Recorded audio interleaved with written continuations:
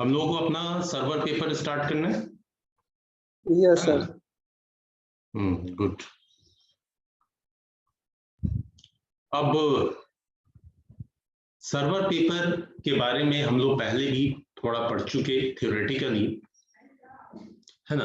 और ऐसे ही सर्वर्स जो है बार बार बात होती है सर्वर की, तो have you any idea what is server?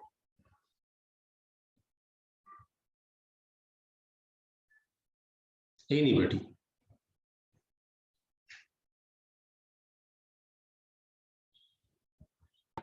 Sir data store और रिट्रीव करने में हेल्प करता है।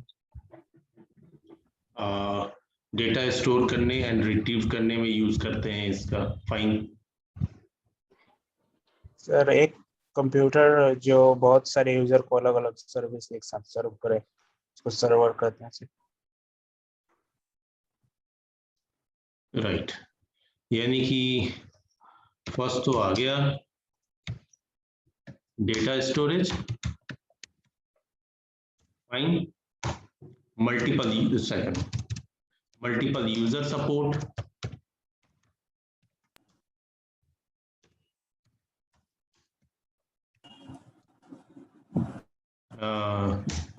सर्विसेज। सर लैन वैन को सर कनेक्ट करता है इंटरनेट से सर, ये सर्वर उसके माध्यम से लैन नेटवर्क, ये नेटवर्क को सर इंटरनेट के माध्यम से प्रोवाइड करता है सर्वर। देखो इस कनेक्टिविटी के लिए तो क्या यूज करते हैं हम? कनेक्टिविटी के लिए तो राउटर यूज होता है। यस सर वो तो है।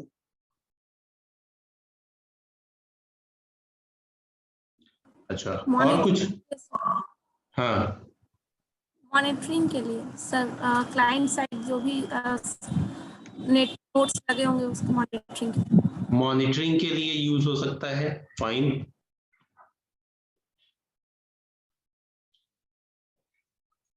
है ना। और कोई कॉन्सेप्ट?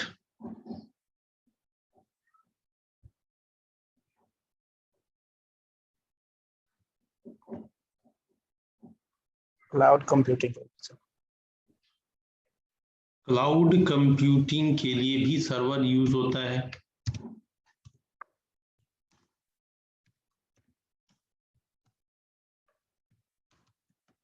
यानी कि वर्चुअलाइजेशन के लिए,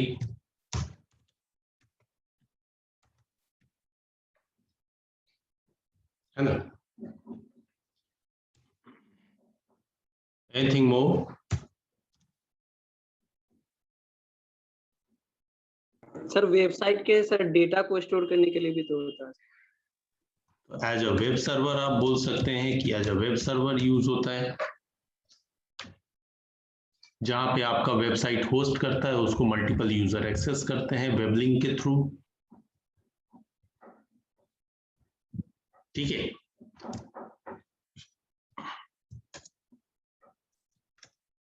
डेटा शेयरिंग के लिए यूज हो सकता है। नेटवर्किंग के लिए सर, नेटवर्किंग में तो सर यूज होता है। सर देखिए नेटवर्किंग जो टर्म आता है ना उसमें सारी चीजें आ जाती हैं, तो हम इसको डिनाई नहीं कर सकते हैं कि नेटवर्किंग के लिए नहीं। नेटवर्किंग में सर्वर भी आएगा, राउटर भी आएगा, स्विच भी आएगा, क्लाइंट कंप्यूटर्स भी आएंगे।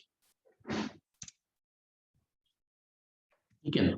क्योंकि कोई भी नेटवर्क हो, अभी आप देख ही रहे हैं, आप तो सिर्फ दो नेटवर्क को कम्युनिकेट कराना सीखे, दो या दो से ज्यादा, लेकिन किसी भी नेटवर्क की वैल्यू कब होगी?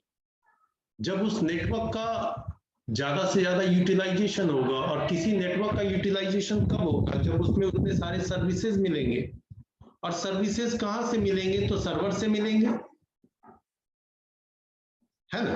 यस।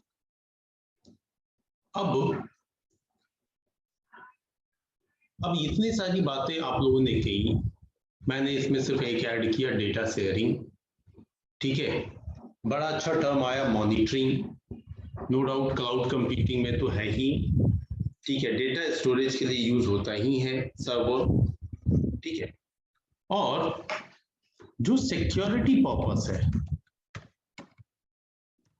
सिक्योरिटी में जम की यूज है इसका, क्योंकि हम सर्वर का हेल्प इसीलिए लेते हैं जिससे हम ज्यादा से ज्यादा सिक्योर तरीके से डेटा को नेटवर्क के ऊपर डाल सकें। ठीक है, क्योंकि ये मोस्टली सर्वर ही होता है जो यूजर को रिस्ट्रिक्ट करता है या अलाउ करता है कि आपको डेटा एक्सेस करना या नहीं करना। ठीक है, अब देखो एक टर्म यहां पे आ गया सर्विसेज। सर्विसेज में बहुत सारे सर्विसेज आएंगे। अब इसी सर्विसेज से क्लियर हो जाता है कि वो कर क्या सकते हैं। ठीक, हम आप कोई भी सॉफ्टवेयर डेवलप करते, कोई एप्लीकेशन बनाते हैं, तो जनरली आप क्या करते हैं, जो आप छोटे बड़े एप्लीकेशंस बनाते हैं, इन छोटे बड़े एप्लीकेशन को आप जो साइज डिफाइन करते हैं वो इस चीज पे कि ये मेरा बड़ा एप्लीकेशन है, ये मैंने बहुत बड़ा सोचा, वो एक मशीन के लिए सोचते हैं। जब इसी को आप सर्वर क्लाइंट आर्किटेक्चर में डालेंगे तो आपका जो एप्लीकेशन है, जो सॉफ्टवेयर है, उसकी मेन कॉपी एक मेन मशीन पे रन करेगी और बाकी उसकी क्लाइंट जो है, मतलब आप ही के एप्लीकेशन का दो पार्ट हो जाएगा, एक सर्वर एंड एक क्लाइंट एंड। तो क्लाइंट एंड क्लाइंट मशीन पे रन करेगी और सर्वर एंड सर्वर मशीन पे रन करेगी, जिससे सारे क्लाइंट मशीन पे आपको उस एप्लीकेशन के थ्रू वर्क हो पाए और फाइनली जो डेटा का स्टोरेज होगा वो आपके सर्वर एंड पे जो एप्लीकेशन रन कर रहा है उसके अकॉर्डिंग हो। ठीक है, इसीलिए आपके डेटा कम्युनिकेशन पेपर में ये टर्म मेंशन था, क्लाइंट सर्वर आर्किटेक्चर, क्योंकि आपका एक अच्छा एप्लीकेशन, एक बड़ा एप्लीकेशन तभी वैल्यूएबल होता है, ज्यादा वैल्यूएबल होता है, यानी कहने का मतलब जब वो कॉर्पोरेट ऑफिस वगैरह में यूज हो सके। अब जैसे एक सिंपल सा एग्जांपल है कि हम बहुत सारे ऐसे शोरूम्स या खाने पीने की जगह या बहुत सारी जगह जिस पे जाते हैं जहां पे पता होता है कि हर स्टोर जो है वो एक दूसरे से लिंक्ड है। जैसे फॉर एग्जांपल आप रिलायंस का, ये रिलायंस डिजिटल ही ले लीजिए। रिलायंस डिजिटल में क्या है, कहीं से भी आप एसी, फ्रिज, बहुत सारी चीजें डिजिटल नामी है, तो इलेक्ट्रॉनिक चीजें मिलती हैं उधर। तो उन इलेक्ट्रॉनिक चीजों को बहुत सारे स्टोर से हम पे जा करके कहीं से भी परचेज कर सकते हैं, लेकिन ओवरऑल उनका एक सेंट्रलाइज रिकॉर्ड होता है। वहां के लोग भी सिंपल यही आपको विस्टा, विंडोज 10, 8 यही ऑपरेटिंग सिस्टम यूज करते हैं। देखिए ये सारे ऑपरेटिंग सिस्टम क्या है, क्लाइंट ऑपरेटिंग सिस्टम। अब इनका एक सेंट्रलाइज सर्वर है और उस सर्वर के थ्रू क्लाइंट ऑपरेटिंग सिस्टम पे रन करने के लिए एक वेब लिंक है, जिसको हम किसी वेब ब्राउजर के थ्रू ओपन करके और वहां से सारे कस्टमर्स को डील करते हैं। ठीक है, पर्टिकुलर एबीसी यूजर ने जो है वो XYZ मशीन खरीद ली। अब इससे क्या होता है, बहुत सारी चीजें आपके, इतना मेरे ख्याल से एक्सप्लेन करने की जरूरत नहीं, अच्छी तरह से समझ सकते हैं। आप कहीं से भी मशीन लें, किसी भी स्टोर पे कंप्लेन डाल सकते हैं, कहीं भी रिप्लेस करा सकते हैं। ये चीज कैसे पॉसिबल होता है, जब कहीं इनका सेंट्रलाइज डेटाबेस है जहां से सारे क्लाइंट जो हैं वो उसको एक्सेस कर पाते हैं। यही कॉन्सेप्ट आपको हर जगह यूज होता है, लेकिन ये कॉन्सेप्ट मल्टीपल कॉन्सेप्ट्स को मिलके बना। हर स्टोर का अपना एक लोकल नेटवर्क, हर स्टोर की पब्लिक नेटवर्क के थ्रू या डेडिकेटेड लिंक के थ्रू, जिसको लीज लाइन या ISDN लाइन कहते हैं, या फिर पब्लिक नेटवर्क कहने का मतलब सिंपल इंटरनेट के थ्रू आपके सर्वर से कनेक्टिविटी होती है, चाहे वो सर्वर रिलायंस ने मुंबई में रखा हो, दिल्ली में रखा हो या कहीं रखा हो। यहाँ पे नेटवर्क भी आ रहा है, राउटिंग भी आ रही है, इंटरनेट भी आ रहा है, लिंक भी आ रहा है, आपका वेब जो वेबसाइट डेवलप करते हैं आप, वो वेबसाइट भी आ रहा है, वेबसाइट के पीछे डिफरेंट डेटाबेस भी आ रहे हैं। एंड डेटाबेस और वेबसाइट्स वगैरह सब मिल करके एक क्लाइंट मशीन पे रन करने के लिए एक अलग वेब लिंक है जो यूजर अपने अपने लॉगिन आईडी के थ्रू लॉगिन करते हैं, और जो यूजर जिस तरीके का है उसके अकॉर्डिंग उसको जो है प्रिविलेज मिला हुआ है और वो उस प्रिविलेज के अकॉर्डिंग स्टोर पे अपने वर्क करता है। तो इसमें सारी चीजें सिमट के आ गई, एवरीथिंग। नेटवर्किंग की बात करें, इंटरनेटवर्किंग की बात करें, आपने डेटा कम्युनिकेशन जो पढ़ा वो बात करें, आपने जो प्रोग्रामिंग लैंग्वेज में जो भी पढ़ा, जिस भी लैंग्वेज पे वो प्रोग्राम उसका डेवलप है वो, आपने वेबसाइट डेवलप किया वो, स्टोरेज की बात करें वो, और इन सबसे बड़ी चीज इसमें जो हाई सिक्योरिटी की बात होती है वो, ठीक है। और आज के डेट में सारी चीजें इन्हीं आर्किटेक्चर पे बेस्ड है, और आने वाले टाइम में और ज्यादा इन चीजों को और ज्यादा आसान कर रहा है यही सर्वर जब ये क्लाउड पे रन कर रहा है। क्लाउड यानी क्लाउड कंप्यूटिंग की जो यहाँ पे बात की किसी एक बच्चे ने, तो क्लाउड कंप्यूटिंग या क्लाउड या वर्चुअलाइजेशन है क्या? कुछ नहीं, एक बढ़िया प्लेटफॉर्म है जिस प्लेटफॉर्म पे मल्टीपल मशीन्स रन करती हैं, और उस मशीन्स को डिफरेंट यूजर अपने अपने डिफरेंट लोकेशन से या कहीं से भी पब्लिक नेटवर्क के थ्रू भी एक्सेस कर पाते हैं। लेकिन यहाँ पे अगेन ये सारी चीजें आ गई जो अभी मैं बोल रहा था। हाँ, एक वर्चुअलाइजेशन नया चीज ऐड हो गया, जिस वर्चुअलाइजेशन का यूज हम लोग VMware वगैरह के हेल्प से करते हैं या वर्चुअल बॉक्स के हेल्प से करते हैं।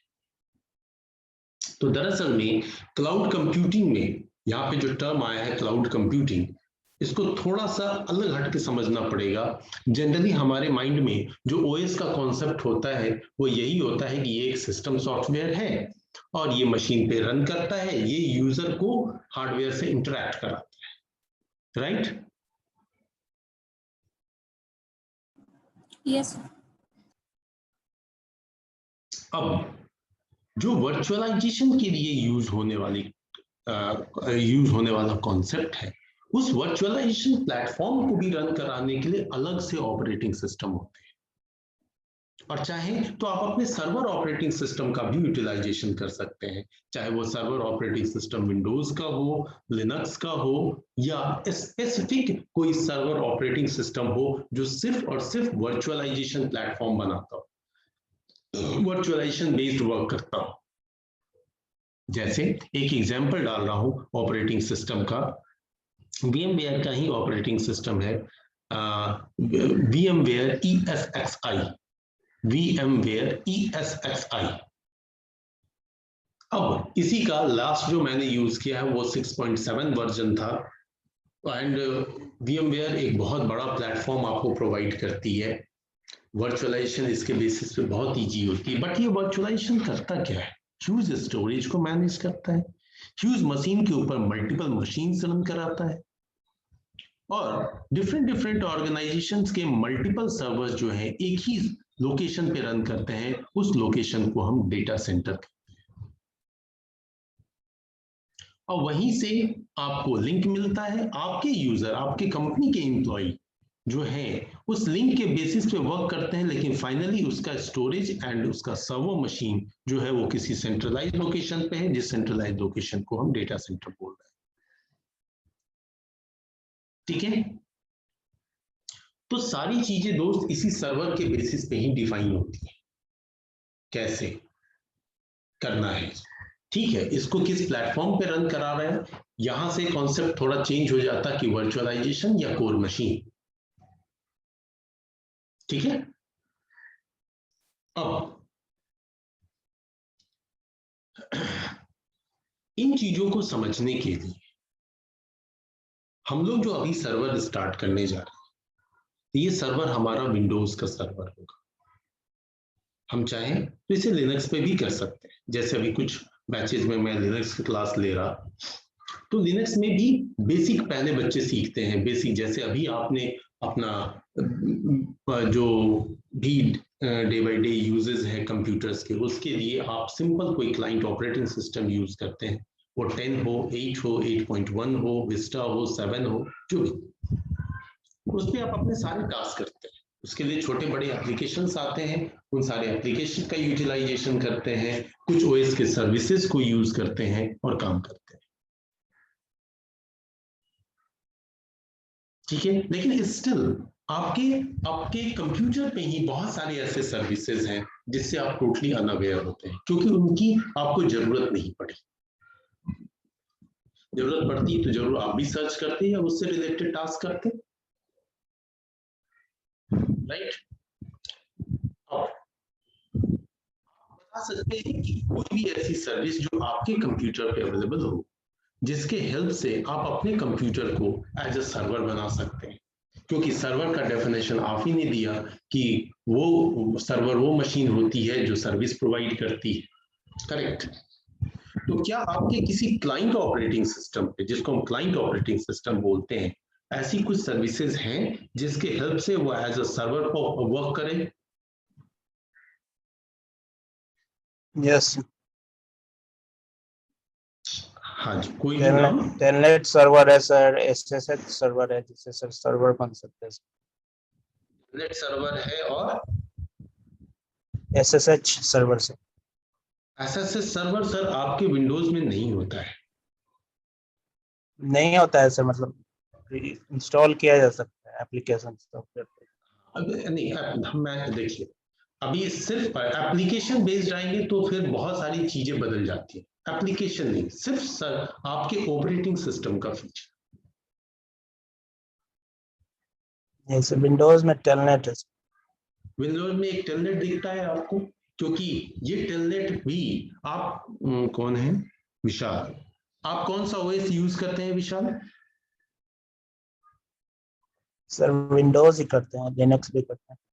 नहीं, विंडोज की अभी हम लोग बात करें, विंडोज में कौन सा ओएस यूज कर रहे हैं? विंडोज 10 से। तो विंडोज 10 में आपको सर्वर दिखाई देता है टेलनेट का? इस फीचर को ऑफ रहता है sir by default, turn on करना पड़ता है। नहीं बच्चे, विंडोज 10 में ये फीचर नहीं होता है, इसको रिमूव कर दिया गया है। हाँ, विंडोज 7 तक ये अवेलेबल था, बाद में हटा दिया गया, कॉज इसके पीछे दिया गया सिक्योरिटी। देखिए, इसी चीज को जब आप विंडोज 7 या उसके प्रीवियस एडिशंस में देखेंगे तो उधर आपको सर्वर भी दिखेगा और क्लाइंट भी दिखेगा। अब जो है सिर्फ और सिर्फ क्लाइंट दिखता है।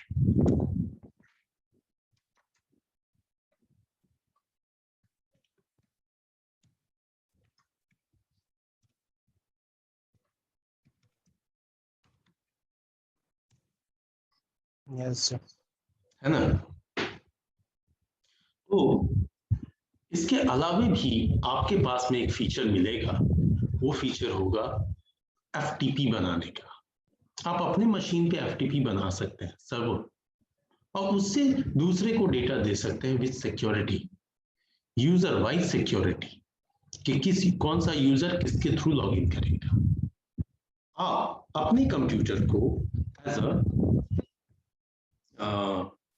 जो है वो इंटरनेट कनेक्टिविटी के लिए सर्वर बना सकते हैं। लाइक आपकी मशीन पे इंटरनेट आए, है ना, और उस इंटरनेट को आप अपने मशीन से शेयर करके अपने लोकल नेटवर्क में दें। तो यानी कि आपके लिए आपका कंप्यूटर क्या बन जाएगा? इंटरनेट सर्वर, है ना? Yes sir. अब इसके लिए, इसको समझने के लिए जस्ट इसी कंप्यूटर पे आते हैं। ये आई थिंक विंडोज 10, हाँ विंडोज 10 नहीं है। Internet information services. Internet information नहीं सर्विसेज नहीं बच्चे, इंटरनेट इंफॉर्मेशन सर्विसेज जिसको बोलते हैं IIS, ठीक है। ये IIS सर्विस वेबसाइट के लिए होती है, इंटरनेट के लिए नहीं, ठीक है। अभी देखो, ये मेरे पास 2 NIC हैं,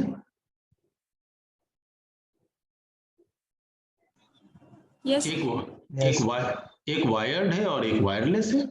2 NIC तो है। एक सर्विस होती है जिसको बोलते हैं ICS, इंटरनेट कनेक्शन शेयर। ठीक है। अगर मैं अभी यहां पे अगर ये दो मान लो फिजिकल एनआईसी हैं आपके पास, तो क्या दिखता, भाई एक ईथरनेट 1 है, एक ईथरनेट 2 है, ठीक है। तो आप अगर आपके मशीन में, आपके डेस्कटॉप मशीन में 2 एनआईसी लगी हो, तो 2 एनआईसी लगने के बाद आप क्या कर सकते हैं, किसी एक एनआईसी पे, ये अभी डिस्कनेक्टेड है इसलिए मे बी ये फीचर ना शो करे, फिर भी just I am going to check it कि है फैसिलिटी कि नहीं।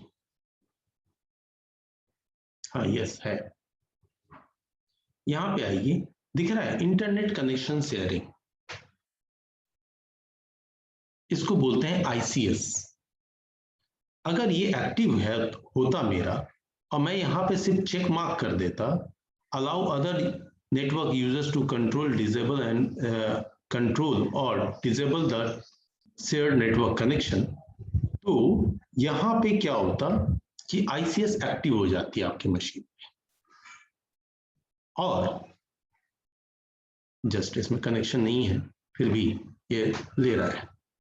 और ये दूसरे एनआईसी से आप एक नेटवर्क केबल अटैच करते और अपने नेटवर्क में किसी स्विच में कहीं भी कनेक्ट कर देते, या डायरेक्ट कोई मशीन क्रॉस केबल से कनेक्ट कर देते, तो उस मशीन पे इंटरनेट रन करने लगती। आपकी मशीन पे एक केबल आया, लग गया, आपने उस जिस मशीन पे आपने इंटरनेट का केबल लगाया उससे आईसीएस सर्विस का यूज करके कनेक्शन को शेयर कर दिया, और